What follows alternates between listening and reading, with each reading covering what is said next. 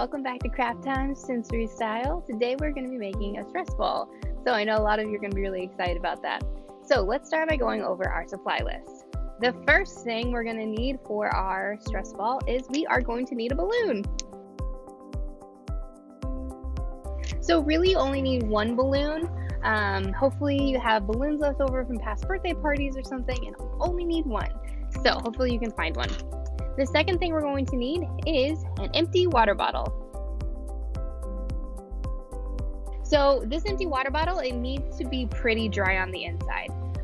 So if you drink all the water in it or you dump the water out, make sure you give it a minute to sit, because I don't know if you've ever had flour mixed with water, but it kind of makes a paste, and that's not going to help us when we're making our stress ball. So we want to make sure that the water bottle is empty and that it is dry. Another thing that you're going to need for this craft is a funnel. So if you don't have a funnel at home, that's totally fine. You can roll up a piece of paper and stick it in the top of the water bottle, and it'll work just as fine as a funnel. Another very important part of our stress balls is flour. So flour is going to be what goes in the stress ball. That's what you're going to be squishing. So we're going to get flour into the balloon, which may be a challenge. We'll find out. And then last but not least, you may want to have a marker or a Sharpie on hand. So when we get done with your stress ball, you could, I don't know, draw a fun face on it or something like that. So those are the things that we're going to need for our stress ball. Let's go ahead and get started. All right, so step one of making our stress ball is we are going to blow up the balloon. Now, we're not making a ginormous stress ball, but balloons are pretty tight when you first get them out of the package. And so we want to go ahead and blow up our balloon and then let the air out just to stretch it out a little bit. So if you need help from a parent or a sibling, make sure you ask for help. All right, so now we are a little bit more stretched out. So awesome, first step done. All right, so step number 2 of making our stress ball is going to involve the flour. So this one could get a little bit messy. So we want to make sure that we're being careful and choosing a place where it's going to be okay and easy to clean up if we make a mess. So this step involves the water bottle, the funnel, and the flour.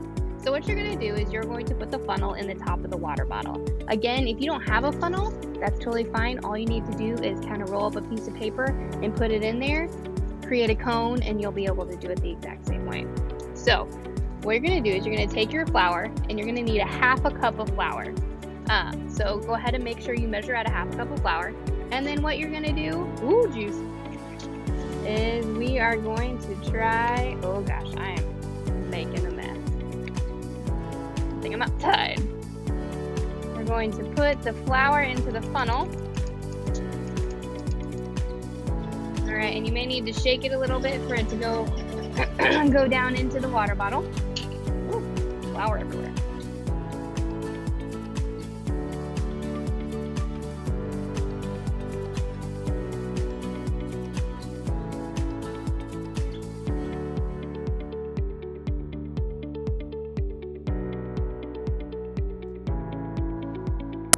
All right, we are on to step number 3. So we have the flour in the water bottle, and we have our balloon that's been blown up. So what we're going to do next is we're going to take the top of the balloon and we are going to put it over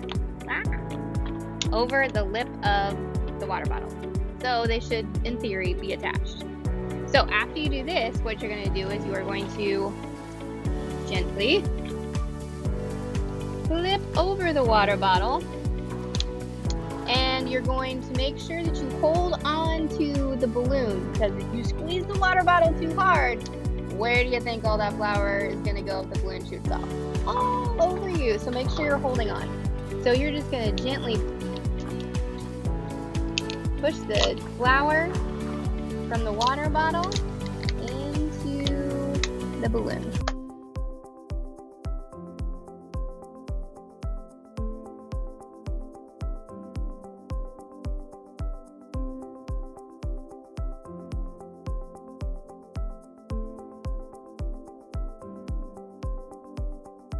All right, I think that's the best we're gonna get. So I would recommend gently flipping this back over and then pinching the balloon at the top and pulling it off of the water bottle. So it might get a little messy and you might get a little flour everywhere, but that's all right. Okay, so now we're ready for the next step. Okay, so we are very close to being done with our stress ball. So the next part is going to be tying the balloon. Now, tying a balloon is not exactly an easy thing. It took me a really long time to learn it. So this may be a part where you definitely need your parents' help. So you're gonna make sure you get all the flour down in the balloon.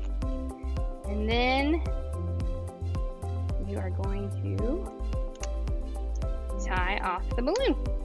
All right, so now all of the flour is inside the balloon. You can give it a good squeeze. So the very last step is really optional. You don't have to do it if you don't want to. But if you have a marker or a Sharpie, you could go ahead and you could draw a fun little face on your stress ball.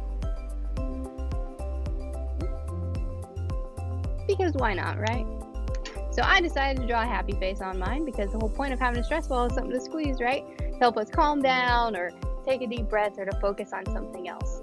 So if you have yarn or something at home, you can tie some yarn to the top and give them nice little hair, or you can decorate it a different way. You can put shapes and all sorts of different things on top of it. So this is your completed stress ball. Awesome job! Congratulations! I will see you guys next time.